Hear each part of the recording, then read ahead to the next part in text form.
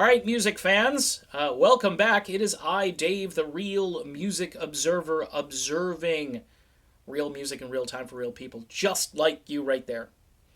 And this guy here, Billy Squier, he's just, look, first of all, he could be in the Rock and Roll Hall of Fame. All right, first of all. He was in this group called Piper. They had a debut album that Circus Magazine called the greatest debut album by a rock band ever. Now, the reviewer may have just, lost his cookies a little bit on that. I'm not sure. I don't even know if lost his cookies is the right term, but in any event, the Piper stuff was good. They had two albums. Go back and find it. Go back and listen to it. It's straightforward rock and roll with lots of twists and turns, some great playing, some great singing by Billy Squier. A lot of people don't know Billy was in a band. I'm from Massachusetts, so hey, it's something that I followed and cared about.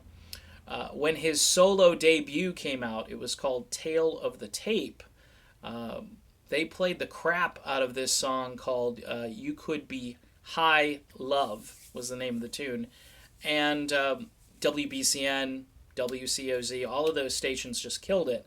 And then all bleep breaks loose on Don't Say No, which again is the album that I bring to the desert island if I'm stranded there with Tom Hanks.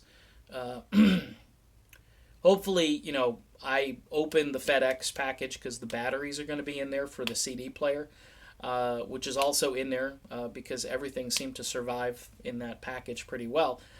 Insulated and so forth. And here's my Billy Squier Don't Say No CD, start to finish.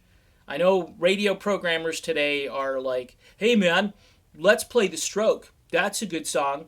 Focus tested and everybody just loves it. Yeah, I just can't speak to this anymore. I don't understand what's happened. You could just pick a cut from that album. Of course, they're, My Kind of Lover and just the whole thing is just killer. Emotions in Motion comes out. I mean, the guy has just this knack of writing terrific material. He's photogenic, which means he's easy on the eyes for videos and so forth. And then he hits this snag when he's directed to kind of do a Prince-like video and crawl on the floor and do all this weird stuff for Rock Me Tonight, which, by the way, is a phenomenal tune. But then radio programmers got a little bit soft on the guy, thinking that, hey, maybe he's not in our camp, if you know what I mean. Maybe he's more on the top 40 end of things, and he's going after that audience, and he's trying to be, a pop star and not a rock star. Because Billy did most of his damage on the rock charts, the mainstream rock charts. If you look up top 40 and Billy Squier, you're not going to see as much activity. You're going to see things peaking in the 20s and 30s and stuff. Whereas on the mainstream rock charts, the dude was a reliable top 10er or a number one single type guy. His comeback album comes out, Don't Say You Love Me, which I played the crap out of, was number one at our radio station. I liken it to Pat Benatar when she came out with All Fired Up after she had dabbled a while in things like,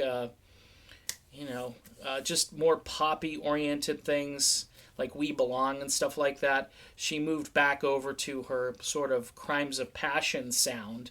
And Billy did the same thing, saying, uh-oh, I better, reclaim my rightful place here. Well, unfortunately, the record label wasn't that supportive of Billy Squier, and I know that for a fact because I was doing Holy Crap Batmans with the albums he had released into the early 90s. He got a little weird. He had this tune called She Goes Down, and I'm not going to say any more about that song, but might have been a mistake to release that as a single. And it kind of got worse. Then he got angry toward the end, and you could tell he was getting angry at the record industry because he was probably getting really stupid advice. I would have just said, hey, Billy, just be yourself, man. Just put out these albums and be yourself. But Billy had this amazing career, and I'm thinking Rock and Roll Hall of Fame. Great guitar player, great vocalist, great songwriter, great performer, too, if you ever had a chance to see Billy Squier live. Most of the time he would blow whoever else was on the bill away because his band was top notch. He had guys like Jeff Golub in his band, Bobby Chouinard on drums, who's just an absolute monster. This guy knew how to create an atmosphere. So much so that even Ringo Starr recently took Billy out a few years back as part of the All-Star band. And I just waited for the Billy Squier moment to happen during that All-Star band.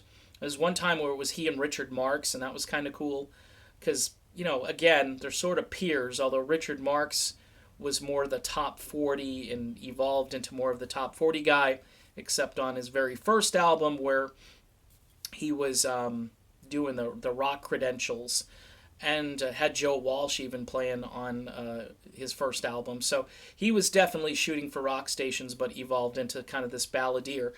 But watching Billy up there singing and guitar slinging, he still had it. And that was a few years back.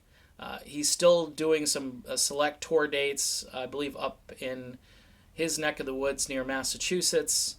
A fine musician and somebody who has been overlooked in recent years, both at the Rock and Roll Hall of Fame and as far as radio airplay with some of his other material, which again, if you're a fan of music, go listen to Signs of Life. They say that's like a flop album. Go listen to that. There's 3, 4, 5 songs that got on rock stations that have been MIA for, 30 years now. It's just pathetic, but that's what we're dealing with. So anyway, Billy Squier, he's the man. Rock and Roll Hall of Fame. Take it to the desert island. Make sure that, you keep things dry. While Tom Hanks is hanging out with a soccer ball, you could have your headset on and cranking up the Billy Squier, looking at the ocean and wishing you could get rescued. But in any event, hopefully you won't have to do that. You can just listen to it at home. All right, that's it. I'm Dave. This is the Real Music Observer. I'll be back observing more real music in real time for real people just like you and just like me. And we'll see you real soon. Talk to you then.